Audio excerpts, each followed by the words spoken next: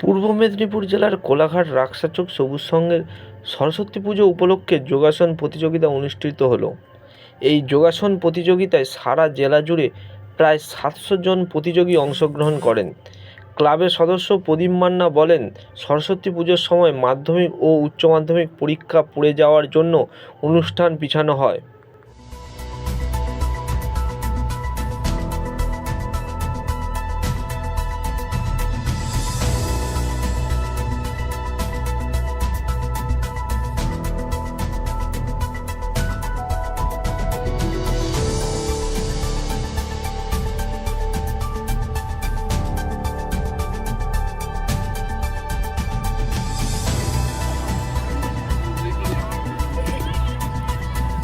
এই রাক্সাচক সবুজ সংঘ এই কোলাঘাট এলাকার একটা খুবই প্রাচীন ক্লাব।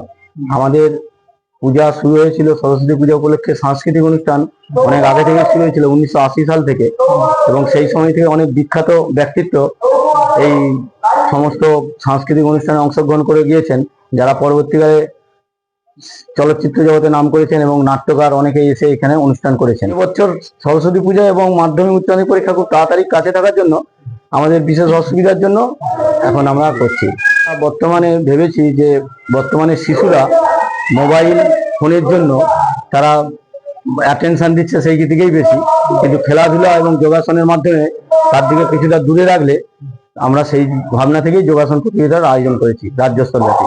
কোলাঘাটবাসীকে আমাদের এই বার্তা যে সবাই যোগাসন করুন এবং নিজেদের সুস্থ শরীর রাখুন, কারণ বর্তমানে আমরা যেভাবে খাদ্য অভ্যাস করছি তার সঙ্গে সঙ্গে যোগাসনটা করা খুবই প্রয়োজন। আমার নাম প্রদীপ মান্না, রাক্সাচক সবুজ সংঘের সদস্য। রাক্সাচক সবুজ সংঘের আমন্ত্রণমূলক যোগাসন প্রতিযোগিতা অলরেডি আমাদের সব জেলা থেকে প্রায় 350 ক্যান্ডিডেট আজকের এই কম্পিটিশনে পার্টিসিপেট করছে।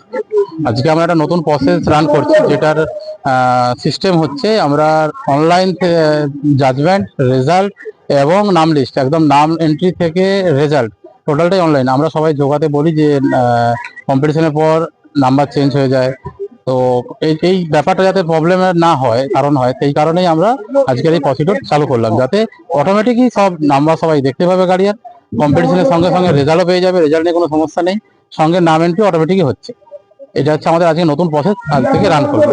মানে এখানে কি হয়, আমরা তো বহু বছর ধরে যোগের সঙ্গে আছি, এখানে কি হয় অভিভাবকদের অনেক গার্জিয়ানদের অবজেকশন থাকে যে নাম্বার মনে হচ্ছে স্যারেরা একটা দেয়, অফিসে গিয়ে চেঞ্জ হয়, মনে হয় নাম্বারটা ঠিকঠাক হচ্ছে না বা নাম্বারের অনেক রকম সমস্যা দেখা দেয়।